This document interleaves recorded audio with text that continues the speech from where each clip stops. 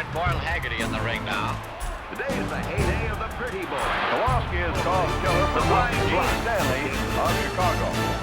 She likes it. Oh, boy, that can hurt. Right here at the ringside while we go in for a riot of roughhouse that's flatly called wrestling.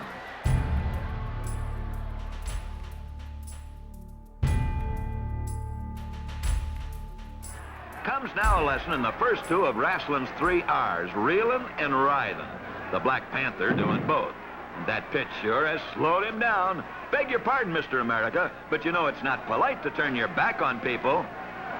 Okay, we had reeling and writhing. Now we come to the third R, Razzle Dazzle, starring Mr. A. This is the technique introduced to the game by the great Gus Sonnenberg and Jumpin' Joe Saboldi. The flying block that came to the ring from the football field, getting up steam by bouncing off the ropes and using the Panthers as a tackling dummy, and it's first down. A shoulder block, and it's second down. Bouncing off the ropes on one side, then racing to the ropes on the other side, and the Panthers knocked flat as a flounder. He doesn't know what hit him or where it came from. Ha-ha, tut-tut, my good man. Pick yourself up and let's get on with this mayhem. Mr. America will wait for you at the corner. To fully understand the remarkable achievements of wrestling legend Mr. America, we must travel back in time to the community of Avondale in Chicago, Illinois, where on the 1st of January 1917, a boy christened Eugene Stanlee Zygowicz was born to his parents, Victoria and Paul Zygowicz. Gene's parents had married at the very early age of 14, and then had immigrated from Poland to the United States. Moved into a small house at 2914 North Greenfield Avenue in Avondale. Gene's mother, Victoria, was to bear 15 children. Gene was one of the youngest of 9 boys and 6 girls. 1917 was yet another turning point in the history of the USA. On April 2nd, they had made their debut into the world of international politics, when the US Congress voted 90-6 to declare war on Germany and fight alongside the Allies. As an act of solidarity, England had sent the young Prince of Wales to the USA. There, he enjoyed the rites of passage as he was feted with a parade on Broadway. He then reviewed the US fleet and culminated his historic visit with a review of the military cadets at West Point. On December the 30th, 1916, just 2 days before the birth of Eugene Stanlee Zygowicz, a monk by the name of Rasputin was murdered in Russia.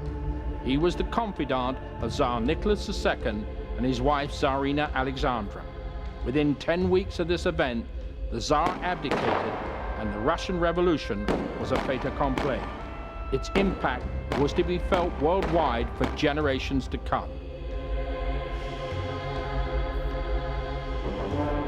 By the time Gene had reached 5 years of age, fate dealt him a blow that would change him forever. At the age of about 5, I fell down the steps and I lost my speech. I was sort of paralyzed and started to put me in bed, and I was given up for dead. And I remember the priest coming over and gave me my last rites. They said he's not going to make it. Until they took me to a strongman, and at a church they had a strongman performing, and I seen the ovation. So that gave me sort of an idea. It sort of gave me an incentive what I would like to do with myself. So when I came home, I started moving my fingers, my feet, my toes, crawling and doing whatever I can to get stronger. I come from a very poor family, and things were really tough. I'd be the one to go to bakeries and to go shopping for them because they couldn't afford bakery goods, so I'd go and ask for day-old bread, day-old whatever they had at the bakeries, and I'd bring home for the family. At the age of 8 and a half, I wrestled. I entered the tournament and I beat 11 older boys. I had fear of people. Because children at a young age made fun of me because of my speech, because I'd lost it and I couldn't talk too well.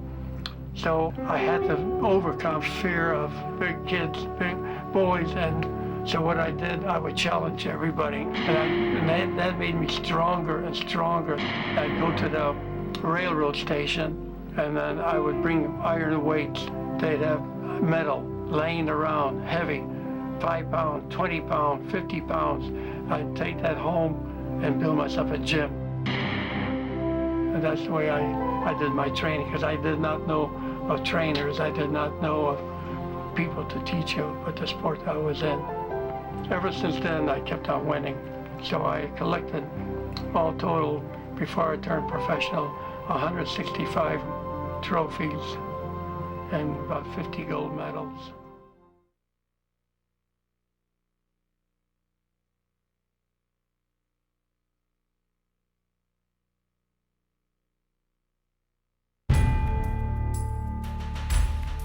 It was now 1942. Japan had dealt a lethal blow to the U.S. Navy on December the 7th, 1941 at Pearl Harbor. Sadly, the world was once again at war, and all young, healthy Americans had been called to arms. Gene was no exception to the rule, and soon found himself in a naval boot camp. Because of his earlier career as a machinist, he was to become an officer aboard a U.S. naval floating repair ship. His older and favorite brother Steve, who later was to star with Gene in the ring, was already serving in the U.S. Navy. They both saw fierce action, and this is how brother Steve remembers the battles in the South Seas. There's no way that you could come out of this alive, so what's the difference? Just a matter of when's it's going to stop, like 10,000 planes overhead and the big sea battles or ocean battles. When they released me from the service, after 3.5 years, I got so much publicity in Chicago, Illinois, headlines, and being the Navy's strongest, best-built man, and beating all the records and all the different things that I did in the service, that promoters got a hold of me from all over the United States. There they go again. This is the kind of wrestling Stanlee did on 35 islands of the Pacific in his 3 years of service with Uncle Sam's Navy during the war. Mr. America was known as the strongest man, the pin-up boy of the Navy. Right now, he's practically a pin-down boy. Slam coming up. The Black Panther going down. There goes another, but the Panther takes it on the rebound, and Stanley's got rosin on his back, but he moves in fast. Somersaults the Panther onto his shoulders and upends him for the count in the wrestling match of the century. A guy who won fame by winning a male beauty contest brings sex appeal to the wrestling ring. His press agent says. I kept on beating them all, and so they turned me pro, and I started getting a hold of money, finding out about money then. I was getting anywhere from $300 to $1,000 a week, and that was big money in my life. When I walked in with the ring, I would add a little showmanship to my style before I wrestled. And I noticed that as I was achieving more and more showmanship was working real well. I started getting ideas. I seen that the sport was not bringing in women. So I started glamorizing, thinking of beautiful costumes. This is an example of one of my costumes that I wore. I had 52 of them, and I never wore the same one twice. It took a whole year before the people staying up. I would always come out with another one, a different one. This is an example of a towel I would put in the corner. I'd come out and take my jacket off and my belt. I'd wrap it up in here, so my opponents are waiting for me and driving themselves crazy, waiting for me to start the match. The Mr. America costumes, together with showbiz razzle-dazzle and good looks, paid off big time for Gene Stanlee. He became the highest paid wrestler, bringing in record crowds to his wrestling events. I have 50 fan clubs all over the United States, and that was getting around the world. Had over 200,000 girls registered, and they were building me up there, cheering me on. And every match, you'd go out there at the end of the match, and since I was packing them in, over 75% women, waiting for my autograph would be anywhere from 50 to 300, 500 women would be waiting for me. I feel a lot that I owe was to women, because they did so much for me. This is the original pin that any one of my fan clubs of 200,000 girls that were registered in my fan club would receive, and they belong to the fan. I got an idea, what can I do for the youth of America to foster Americanism? So I had a Declaration of Independence. In the middle of the Declaration of Independence, I had the Pledge of Allegiance. At the bottom was a picture of Eisenhower, at the time he was the president, and a picture of me. I would hand these out everywhere I wrestled. I handed out millions and millions of them, must be close to over 5 million. I got tremendous amount of compliments. I wrestled at the time when Milton Berle was doing his show, and then Bishop Sheen was doing their show, and I started competing against them. I was on the average of about 14 times a week doing personal appearances, television, newspapers, radio. So I was getting more publicity than Bishop Sheen or Milton Berle at that time. It was so outstanding that I was getting gifts from all over, from women, from promoters, from the clothing companies. I was living like fame and fortune. Gene Stanlee, who was known as Mr. America, is probably the flower in a carnation. In a business full of colorful wrestlers, Gene Stanley is going to be remembered as one of the very first people that had the long blonde hair, the $1,000 robes, the bounce in the step where he'd strut around the ring. There's been many people since him, but Gene Stanley, probably along with Buddy Rogers and Gorgeous George, was one of the first big three that would get the ire of the crowd before he even wrestled. Just when he'd strut into the ring, by the time the ring introductions were done, he had the crowd on its feet. He was a wonderful, not only athlete, but truly a great performer. Don't you love the way Gene just prances around that ring? Be a chancery by Gene Stanley. And a hip roll by Stanley. She likes it. Gene says, all right, if that's the way you want to play, we'll play. All right.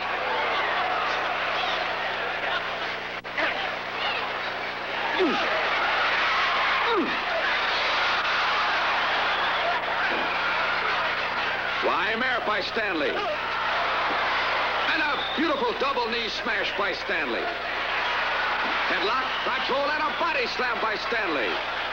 This is the way to wear a man down. There it is again. Well, 3 for good measure. And a body press by Gene. This could be it. Yes. And Stanley does it again. Help fight that bad guy, boredom. Life can be great in an old 88. Terrific trio. Rich in looks. Get this 88. I met my wife now, Erin. She was a student of mine. She came to me when I was a teacher of many actresses, many actors, and when she came to me, I look at everybody in a state of perfection. I do everything to help raise them to that level. And that's what I said to her. I would see and visualize her in a state of perfection, and I would help her. Even she would not know her own self anymore. He's always a romanticist. I mean, every time I came for a lesson, he was always treating. He kissed me in 2 weeks, and I quit him. And I said, I was married when I met him. So I said, no, I'm married. Let's, no kissing, no that. I quit him. I said, I'm not coming back, and I didn't go back for 2 weeks. Well, then I went back, and he said, now, wait a minute, because he didn't want to be the one to break up a marriage because he liked my ex-husband, and he was his student. I mean, it was sort of a mess at the time, but I had so much fun during the mess. I did not think about marrying Gene. He had so many girls. It was just not something you thought of. He was a man who was a very dear friend to me, who was just answering all my questions. Of course, he was handsome, and he was easy to think about, but he was, I don't know, he just made life so much fun for me, and he had so much fun that I don't know when it happened. What I liked most was the confidence he had in life. And no matter where he went, he always could handle himself in the situation. I mean, so when we got married, we lived in South America. We were going to make Quito, Ecuador, our home, 10,000 feet altitude. But the government was a little difficult. I missed America and cried when I heard July 4th celebrations about America and all that. And I think he came back for me. I never saw Gene wrestle in the ring. I don't know how that happened. I wish now I had, but I saw him on a video that a former student had sent to him, and I got so mad at him because he really aggravated the opponent, and I understood that so well. I always told him sometimes when we get in an argument, and I said, quit being in the ring, we're not wrestling now, because he has a way of saying things that can get you very mad. And so I got mad at him, seeing him wrestle and all the stuff he did. But later on, I really began to appreciate and see the star and the greatness that he had. Gene Stanlee. They were a Polish family out of Chicago, and I knew them quite well when I was wrestling in the Chicago area, and I even wrestled Gene a couple of times up east. They were both bodybuilders, weightlifters, and had a very good run. They were making some money, doing very well. And then Gene got on some kind of a diet. He told me one time, he said, you know, I think you can actually subsist on water alone. I said, well, I haven't tried that one. But I said, you know, not to be able to eat it all. I said, well, you can eat a little bit. Most people overeat. I said, well, I agree with that. Train. We watched the diet and did our running and just everything. Worked real hard.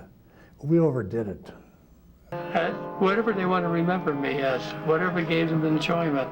If they see me wrestle and they enjoyed my style of wrestling and they remember me that way, then I would let them continue remembering me as that, and they get whatever they enjoyed, any part of me, I'd want them to remember me as.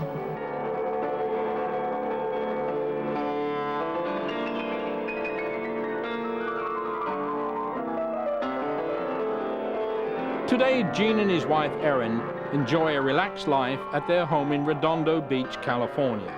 Gene can look back with pride on his outstanding wrestling career, having sold out Madison Square Gardens in New York 18 times. He's won 18 championship belts and 2 jewel crowns for being king of the mat.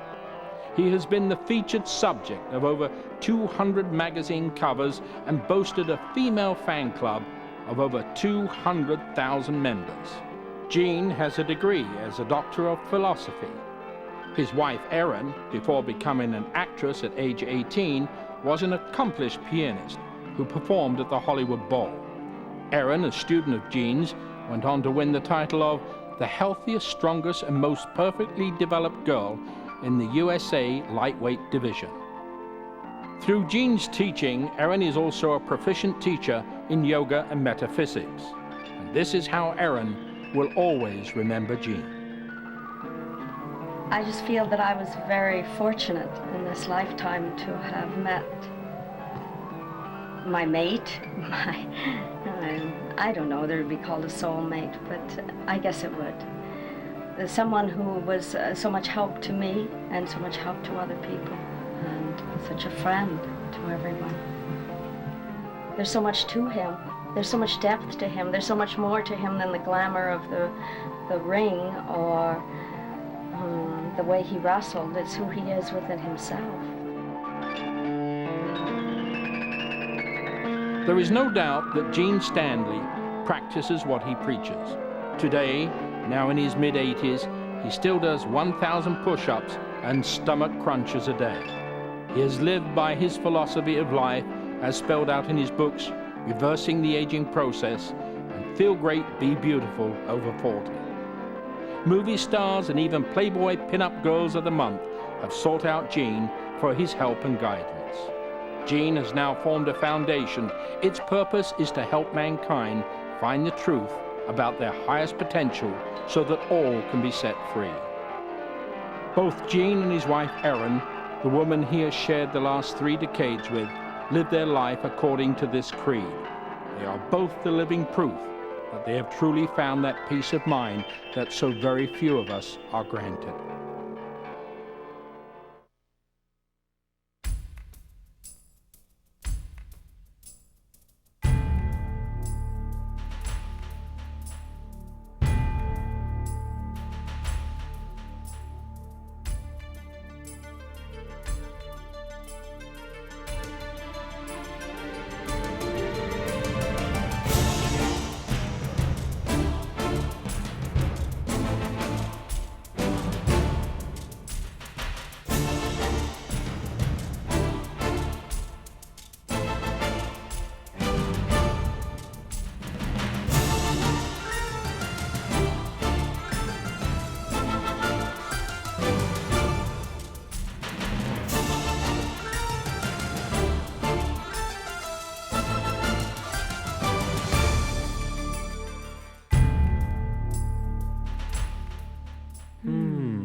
refer to your manuals.